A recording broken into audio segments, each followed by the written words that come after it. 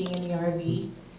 And I wanted to build something. That'd always been my dream. At my happiest when I've got a project on the go. So that was one criteria, that I wanted to be something I could build. And I was very fortunate. My parents have acreage, and they let me have a little spot. They said I could, camp out on that spot or find a way to make something happen. And just around that time, my stepfather sent me some links to Jay Schaefer. Some people know him, sort of the father of the tiny house movement. He lives in the States. And I began looking at his photos and his plans, and I was hooked.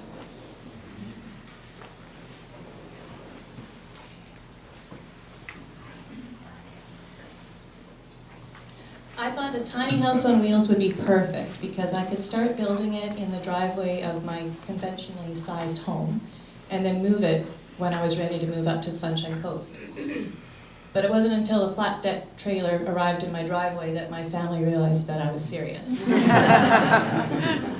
So over the course of about a dozen work bees on the weekend, where family and friends and complete strangers popped in to help us out, we began putting the tiny house together. So it's framed with 2x4s, bolted securely to the trailer, very important. And it's sheathed with plywood. It's glued and screwed to the frame, and there's pieces to help prevent any lateral motion, and I used Dee Williams' book that she has out for that. I did 2x6 on the rafters so I could have a little bit more insulation in the ceiling, and that's my son checking out the view. I chose metal roofing because it's lightweight, it's very durable. I was going to be under trees. It's fairly easy to apply if you can get it all squared up, and we worked on that for a while.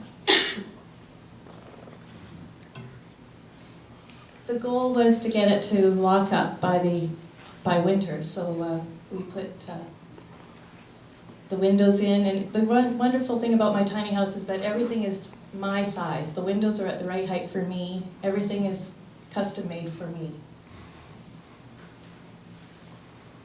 I trimmed the windows in wood, and my sister did all the staining. And most of the workers are here tonight.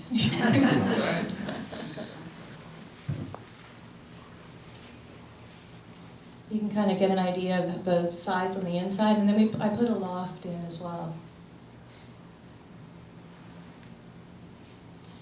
My mom found a shower for me on Craigslist, and my father, who has the expertise, plumbed that in as well as he did the electrical. So it's hooked to 110 right now, but it is also wired for solar power in the future when I save up for that.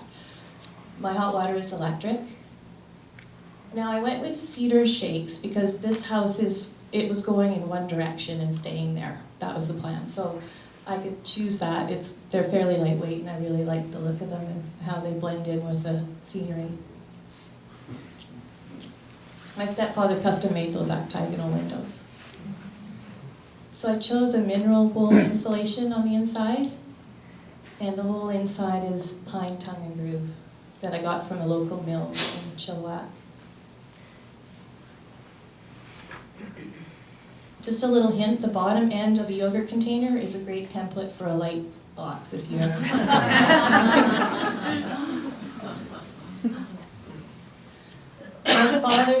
My stepdad trimmed out the windows, especially the octagonal ones, because they're all angles, and that's not my thing.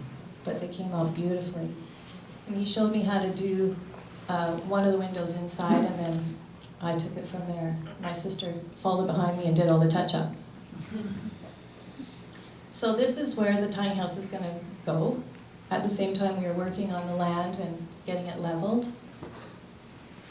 And it's a lovely spot. I'm very thankful that I have that opportunity to have that spot. Moving day, I chose to have it moved by I chose to that's downtown Chilliwack. I chose to have it moved by a moving company because I didn't have a truck, and they took care of the insurance. They made sure that it was road worthy and legal. It had to be weighed. I wasn't weighing my materials as I was building. I didn't have a plan B. I had 10,000 pounds allowable, and I came in just over 9,000. So if I were to do it again, I would pay attention to that very important detail.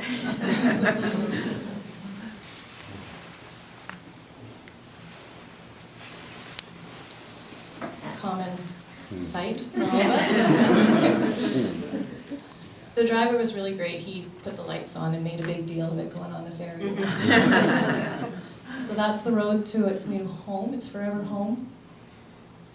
And just the last little bit, we actually had to hook it up to a pickup truck to back it in kind of a tight curve. I wouldn't want to go any further than that. I made some temporary stairs, but once the weather cleared, we put a freestanding deck on. Just gives it a little bit more space, indoor-outdoor space. What's the square foot? Oh, the trailer's 24 feet long and 8 feet wide. Okay. I put a cover on the deck with just that wibbly plastic stuff. It works great.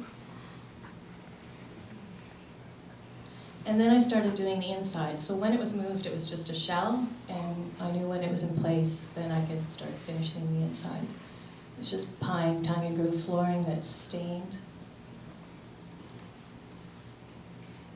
My mom got me a chandelier. It's one of my favorite things.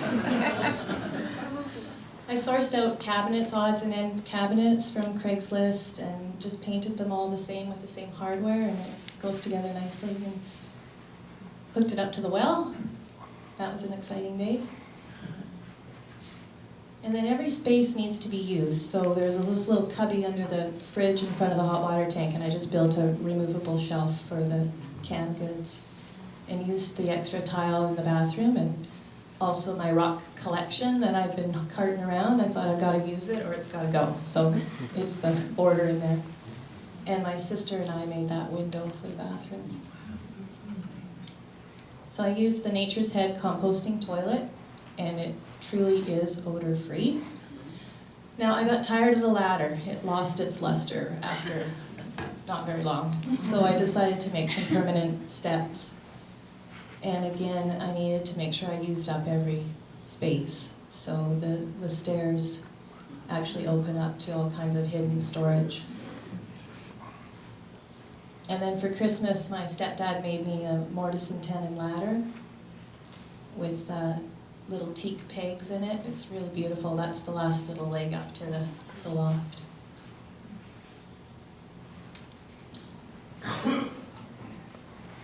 So IKEA is awesome for tiny house people. Most of their cabinets and units, you can saw them and cut them and make them into a smaller space.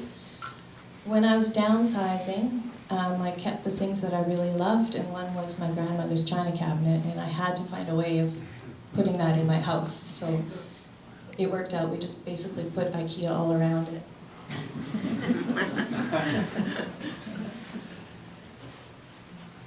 We made some cabinet doors and painted them to match everything else with the same hardware, and it turned out really well.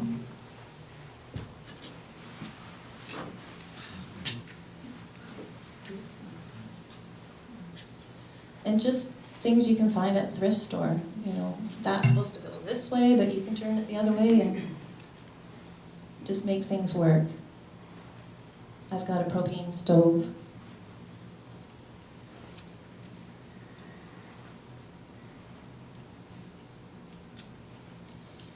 When I heat the tiny house, I'm on 11.5 acres of trees, and especially in the wind, I've got firewood raining down on me all the time. So with a wood stove, it's actually made for boats, so it comes with a whole kit for installation. It's really great. Little 5-inch piece of wood. So I built some bins out of pallets to store my firewood because it's really awkward to stack wood that small. And then my mom and I decided to expand the deck, so I made the deck a little bit larger this last summer. I had to repurpose the loft ladder, the loathsome loft ladder, so just built a little box around it, framed it in, and I've got more storage on my deck. So when I framed the house originally in the driveway in Chilliwack, the one window I put a header on it thinking it could be a doorway at some point when I wanted to, and so that was this summer. I made a little nook out the side there so that I could have someplace in the winter to sit. Used up all the insulation that was laying around and used pine tongue and glue again. And because it's north facing, I wanted a skylight, but it's not your random size skylight that you can buy, so I just made one, and I just used plexiglass and lots of caulking, and it didn't leak. So far. I think it's been well tested this winter. There's now metal roofing on there, so it's sealed up. And the window that was facing the driveway for privacy, I just did a little glass panel there with some of the fused glass artwork that my sister had given me. So that's my little snug area with, again, storage under the bench.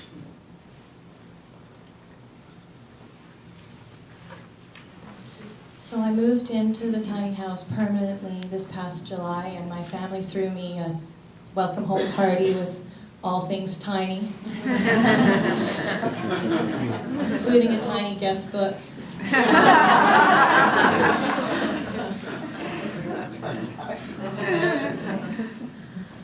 So the house cost me about $26,000 to build.